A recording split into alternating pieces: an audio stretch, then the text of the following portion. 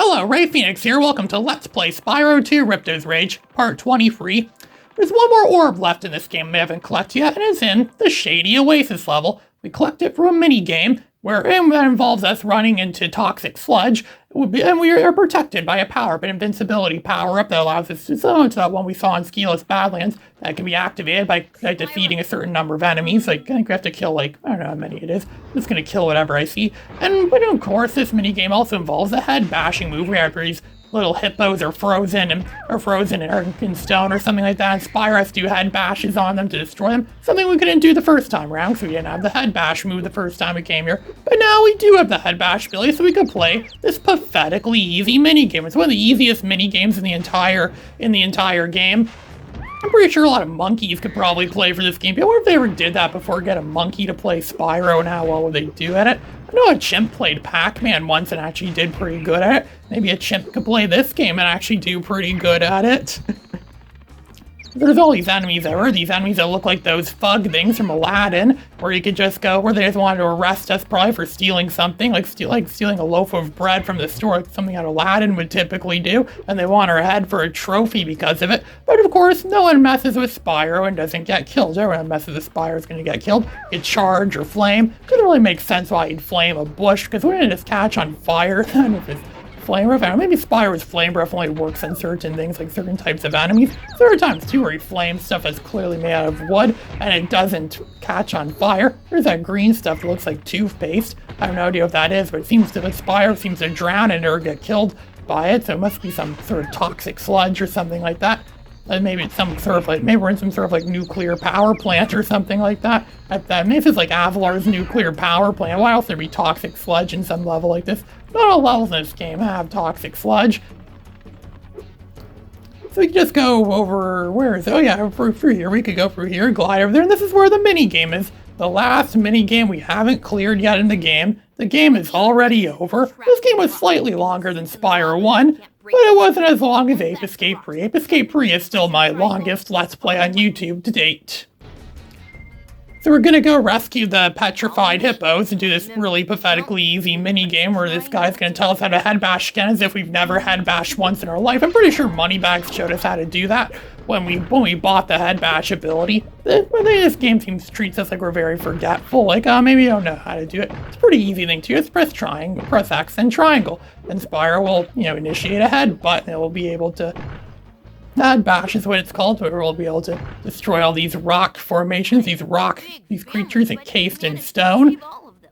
I managed to save all of them. Yeah, that was barely anything. I barely blinked. I don't even know what I did. I just randomly ran around and head bash, and there, we got the orb. Because it's the last orb in the game, 64 out of 64. We got all 64 orbs in this entire game. And the last gems in the game haven't been collected yet, or some of them, not all the last gems. We're over here, and look at that. Shady Oasis is 100% complete now. All I have to do now is just run to the end of the level. I'm not sure if pausing the game and selecting exit level is gonna, remember you collected stuff. I don't know. So I'm just gonna run to the end of the level. This level isn't very long. Most of these levels in this game are not really all that long. If you just beeline them to simply run through. I wonder, like I said, I wonder if anyone's ever timed how long it takes. If you just run through the game and just beeline every level in the game.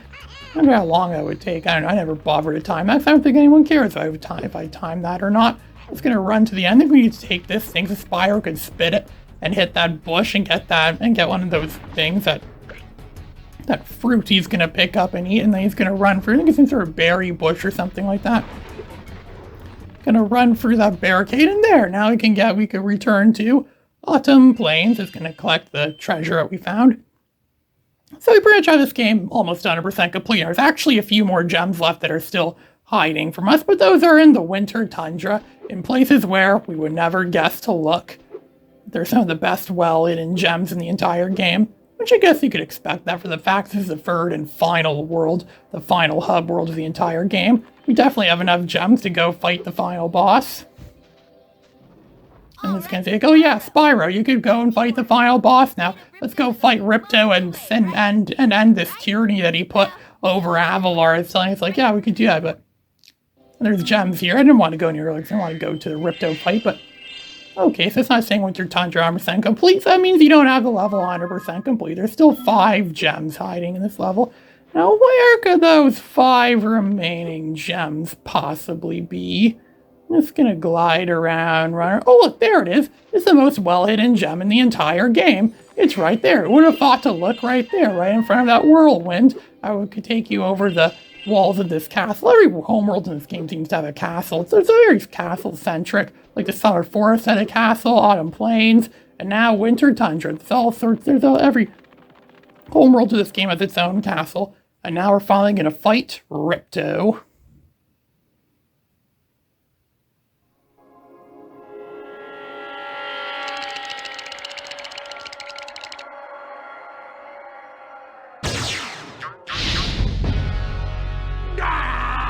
Come back here, you useless animals! Hey, Shorty. Maybe I can help. What? You again? Yup. If you want to test that power crystal, why don't you try it on me? I'll stand still. I promise. I like that idea. Dragon, you've just sealed your fate! I think this is by far the best final boss in the entire Spyro series. It's like its own contained little arena, just like all the other arenas we've been to so far in this game.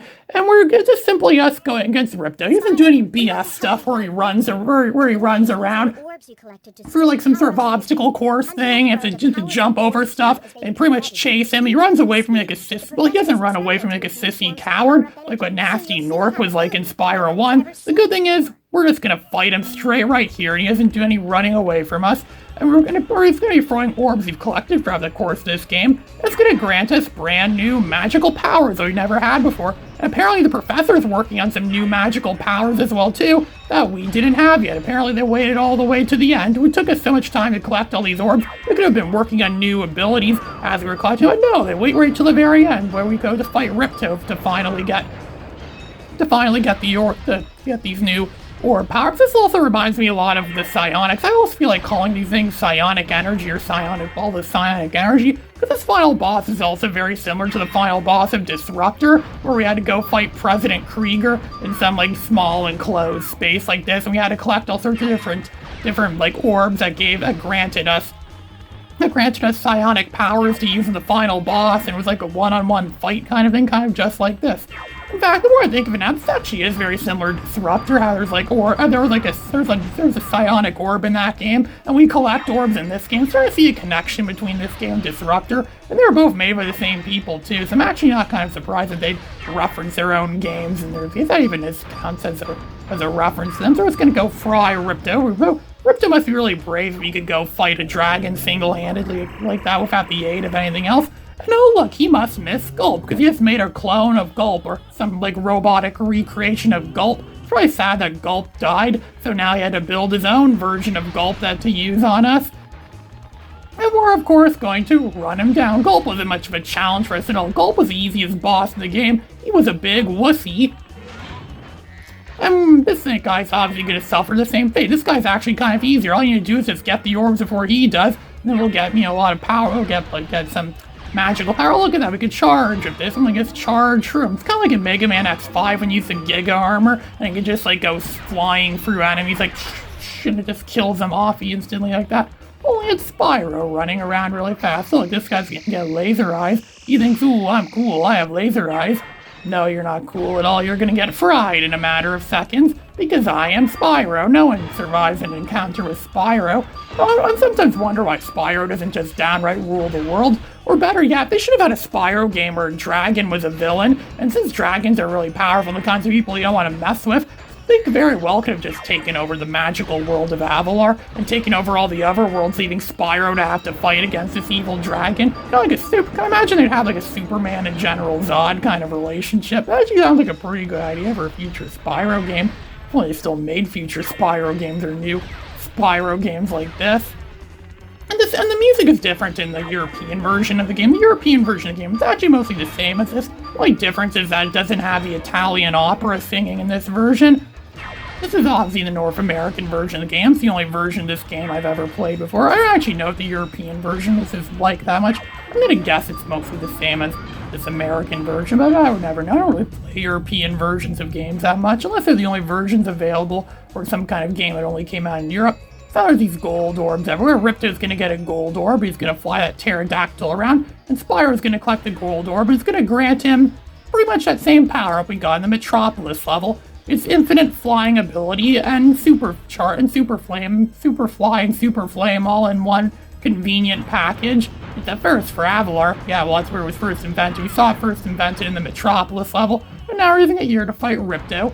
This boss battle might also be one of the easiest boss battles in the Spyro series. I'm pretty sure Spyro 1's final boss is a bit more challenging, just simply because it's annoying and it made you run through the level like it was a frickin' like obstacle course. The Spyro 3 is actually somewhat similar to this, only it's just not as epic. But that's Spyro 3. I'll be getting to that eventually. It almost feels like I'm playing like an air combat type game, or even Warhawk. I remember Warhawk was an early PS1 game where you had to like fly a plane, and you had to like shoot at enemies and stuff like that.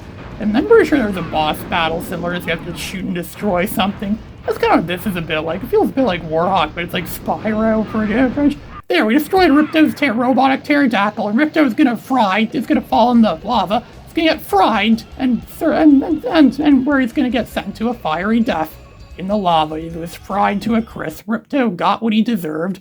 Ripto is dead.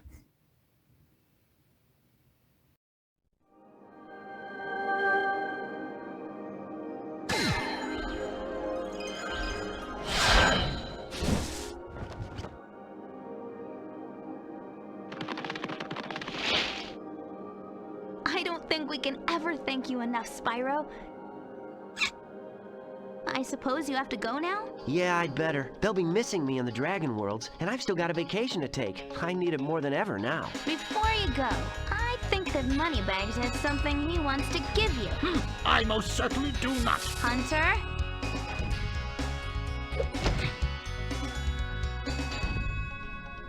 Spyro, Moneybags is very sorry that he made you pay so much on your way through Avalar. We want you to keep the gems as a reward for helping us. Wow, thanks.